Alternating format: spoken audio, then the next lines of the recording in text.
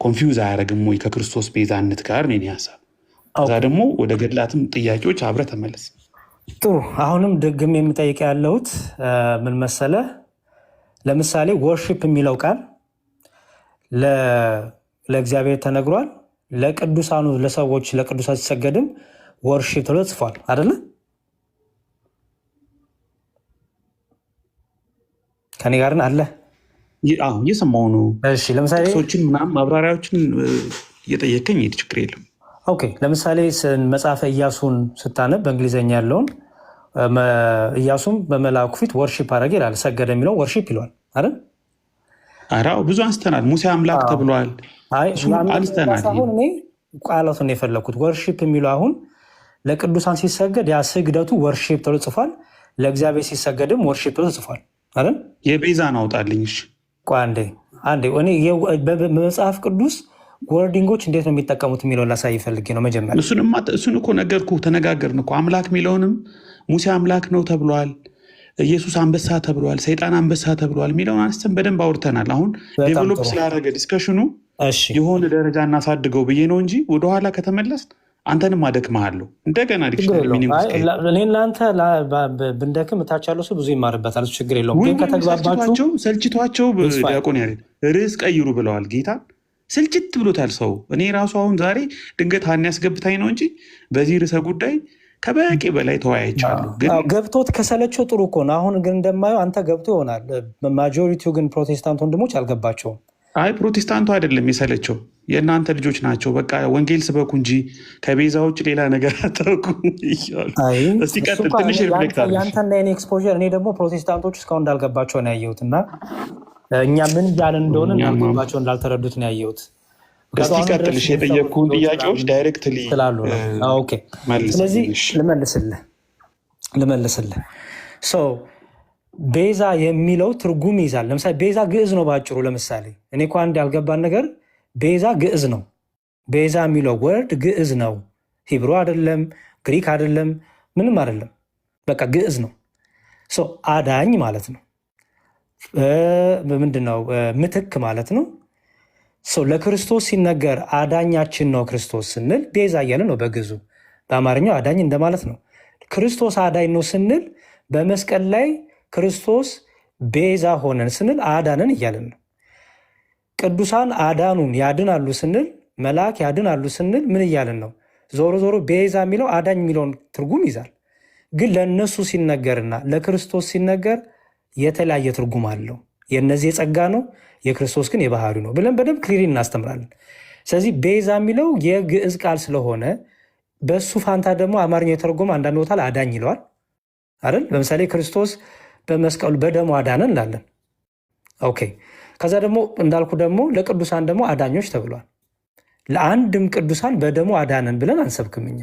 ግን አዳኑ ሲባልና ክርስቶስ አዳነን ስንል ግን ትምህርቱ ዲፈረንሱ በጣም ክሊር ነው። እና አሁን ያልገባኝ ነገር ቤዛ የሚለው አዳኝ በሚል በመጽሐፍ ቅዱስ ውስጥ ሙልት ተጠቅሏል። መጽሐፍ ቅዱስ አዲስ ኪዳኑ አዳኝ በሚል ለሰዎችም ተሰጥቶ ለቅዱሳን ማለት ነው፣ ለክርስቶስ ተሰጥቶ ምንድን ነው እየፈለክ ያለው? እሱን አልገባኝም።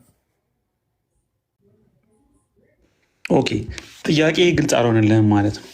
አዎ፣ ምክንያቱም ቤዛ ማለት ግዕዝ ነው፣ ትርጉሙ አዳኝ ማለት ነው እኮ አልኩህ። እሺ፣ ሶስቱንም ጥያቄ ልድገምልህ፣ አዳምጠኝ። ልድገምልህ። እሺ፣ አሁን ውይይታችን ዳብሮ ሌላ ደረጃ ደርሷል። የደረሰበት ደረጃ ብዬ ማስበው ያልተመለሱ 3 ጥያቄዎች አሁን ምጠይቅህ ነው። ከዛ ውጭ ቃሉ እንዲህ ጥቅም ላይ ሆኗል፣ ተግባብተናል። ሬኔስን አልተቀበሉም ወይ? ተቀብለን እንደውም ሌላ ሌቭል ደርሷል። ብዙ መጽሐፍት ልጠቁም ይችላለሁ።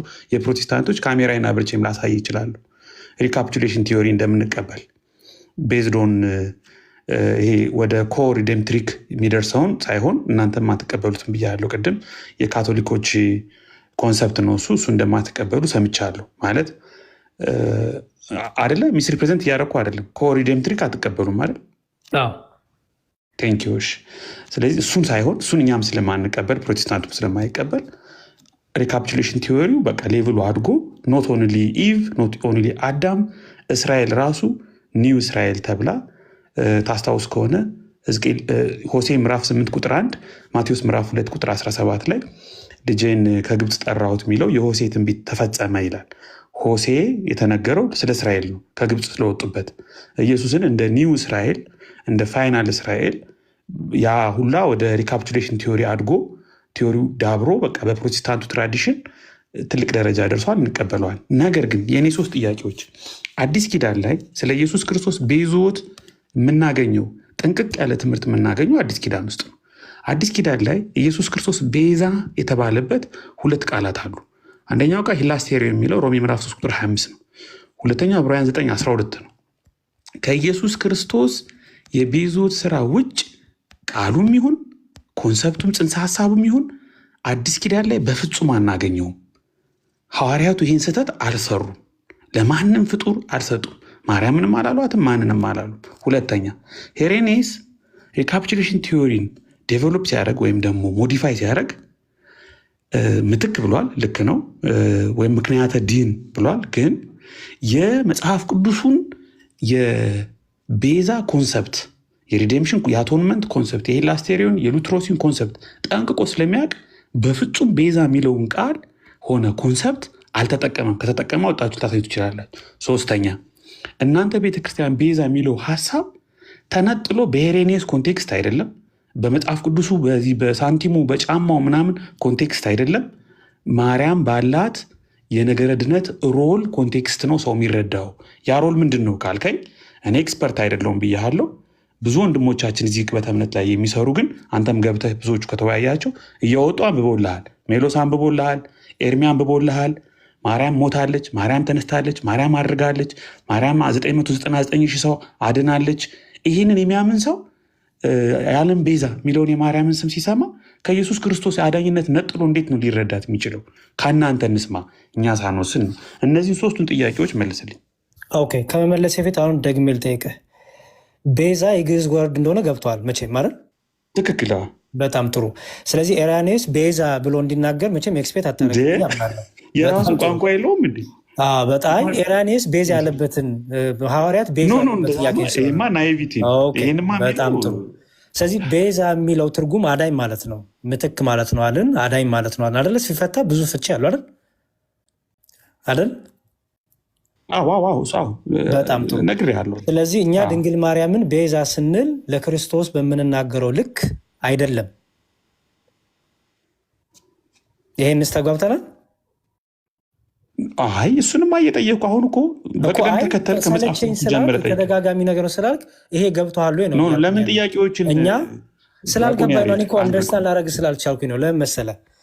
ጥያቄው አልገባህም? 3ቱም ጥያቄ ሁለቱ ገብቶ የመጨረሻው አልገባኝም። የትኛው ነው የገባህ? ኦኬ ያልገባኝ ልጠይቅህ። ያልገባህን የገባህን መልስልኝ። አይ ቆይ ያልገባኝ ልጠይቅህ እንጂ አንተ የገባህን መልስልኝና ያልገባህን ግልጽ አደርግልሃለሁ። የገባኝንማ መልስልሃለሁ። ለመልሼ እጠይቅሃለሁ። እሺ መልስልኝ የገባህን። ቆይ ያልገባኝን ተይራግልኝ መጀመሪያ። ያልገባህን በቃ ትቼዋለሁ። የገባህን ብቻ መልስልኝ። አንተ እኮ ፍሬም አታደርገኝ። ምን ሆነሃል? ለምን እኔ 3 ጥያቄ ጠየኩ፣ ግን ጥያቄ ግልጽ የሆነልህን ብቻ መልስልኝ። ይኸውልህ አንተ በፈለግከው መልኩ ፍሬም አታደርገኝ። ጠይቀኝ አይደል? ፍሬም እያደረኩ አይደለም እኮ ዲያቆን ያሬድ። 3 ጥያቄ ጠይቄሃለሁ አይደል?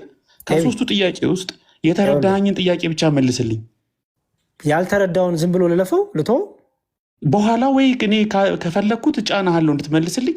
ካልተረዳኸው ጥያቄ ነገር አለ ያልገባኝ ነገር። ይኸውልህ አሁን አንተ የምትፈልገው ብቻ አይደለም የሚሆነው። ቅድም እኮ ብያለሁ። አንተ የኔ ጥያቄ አይደለም ልናገር ስል ትገድበኛል። እንደዛ ደግሞ ሰሚ የሚፈርደው ነገር ነው። 3 ጥያቄ ጠይቄ ይኸውልህ ዲያቆን ያሬድ አንድ ያዳምጠኝ። 3 ጥያቄ ጠይቄ 2ቱን አልተረዳሁህም፣ አንዱን የተረዳሁ ካልከኝ የተረዳኸኝን ጥያቄ ብቻ መልስልኝ። ጥሩ እሺ ልመልስልህ። ስመልስልህ ግን በዛውም ያንተን እምነት እየነገርከኝ መሄድ እፈልጋለሁ። ምክንያቱም የማታምንበትን ነገር ከሆነ የጠየቀኝ ጥሩ። ለምሳሌ ድንግል ማርያም ሞታለች ተነስታለች ብለው የቀደሙት አባቶች ቸርች ፋዘርስ ይህን ትምህርት እንደሚቀበሉና እንደሚያምኑ አታውቅም? አይ እኔ አሁን የኔን አቋም አይደለም ያንተ መልስ ነው የምፈልገው።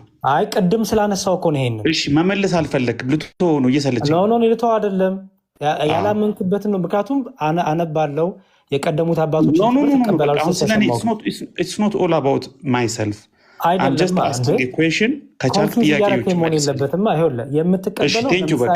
ሌላ ጊዜ የሚኖረንን ግንኙነት አናበላሸው። ዲያቆን ያሬድ ዜር ያክብርልኝ። አመሰግናለሁ። ከሌሎች ሀሳብ ልስጥሽ ሀሳቤን ልስጥና ሀሳብንም አስጥ ችግር የለም።